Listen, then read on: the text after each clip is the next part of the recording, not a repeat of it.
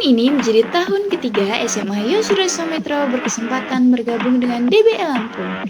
Dan hari ini kita akan membahas proses yang sudah dilalui oleh tim selama berkompetisi, mulai dari persiapan, pertandingan, dan evaluasi. Langsung bersama kapten dari tim Yosian Basketball. Halo semuanya, perkenalkan saya Edward Seditya Hendiardrata. Saya dipanggil Hendy. Di sini saya sebagai kapten dari tim Yosian Basketball. Jadi sebelumnya saya sudah bermain DBL Lampung ya, khususnya di tahun 2026 ini. Sebagai kapten, hal-hal apa aja sih yang kamu persiapkan untuk momen pertandingan kemarin? Saya khususnya melatih mental karena ajang DBL ini bukan permainan yang biasa-biasa saja.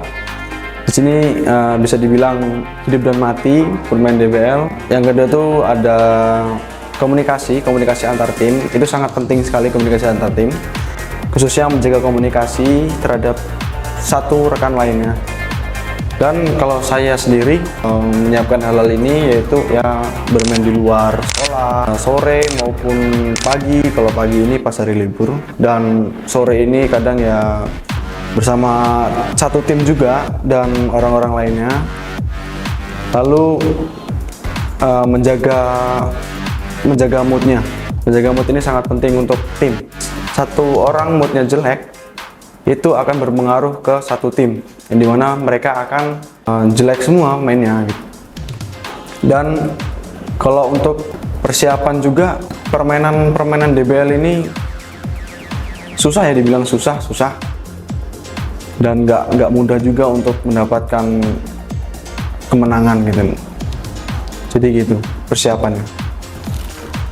Oke, selanjutnya, hal apa yang kamu sadari kalau pertandingan ini tidak berjalan sesuai rencana, yang kemudian bisa jadi evaluasi untuk tim mendatang? Yang saya rasakan ya, pertandingan ini tidak jalan sesuai rencana, yaitu mengontrol emosi dan ketidakdisiplinan. Mengapa? Karena mengontrol emosi ini susah dilakukan pada saat pertandingan, yang dimana tim ini bisa dibilang emosi dengan timnya sendiri atau emosi dengan tim musuh. Nah itu sangat susah untuk mengontrol emosi. Dan juga komunikasi ini, kalau menurut saya komunikasinya kurang baik juga, karena di dalam pertandingan ini banyak diemnya, bukan banyak ngobrolnya. Untuk mengingatkan satu sama lain itu tidak ada.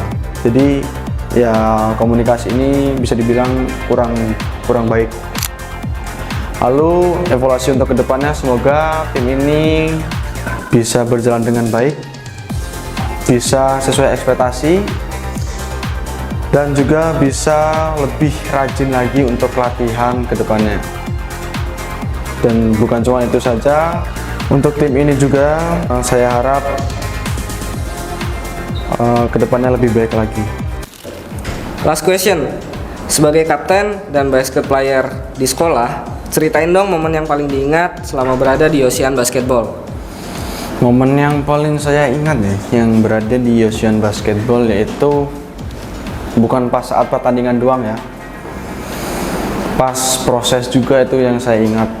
Ya latihan sore yang capek, latihan sampai dispen buat mempersiapkan DBL, dimarahin pelatih, ketawa bareng tim, menyemangati tim yang lagi down atau menyemangati tim yang lagi bisa dibilang lagi jelek mainnya. Dan Yosian Basketball ini sudah menjadi keluarga dari diri saya sendiri, dan itu yang saya ingat sampai ke depannya. Dan juga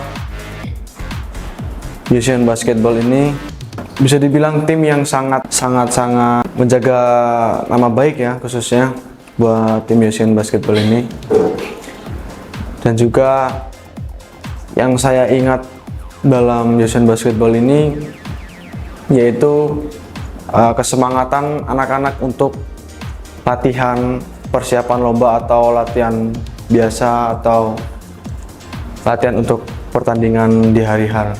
Nah, karena kemarin ini DBL terakhir kamu, Hal apa tentang basket dan DBL yang akhirnya kamu pahami setelah semuanya selesai?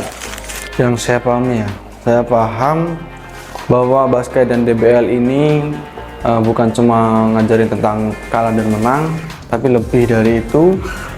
Bahkan basket dan DBL ini mengajari saya apa arti proses, bertanggung jawab, dan kebersamaan, yaitu dari tim Yosean Basketball. Semua capek, pasti capek, letih, lesu, dan kecewa. Tapi ini menjadi bagian penting untuk saya, bukan cuma sebagai pemain, tapi menjadi sebagai diri saya sendiri.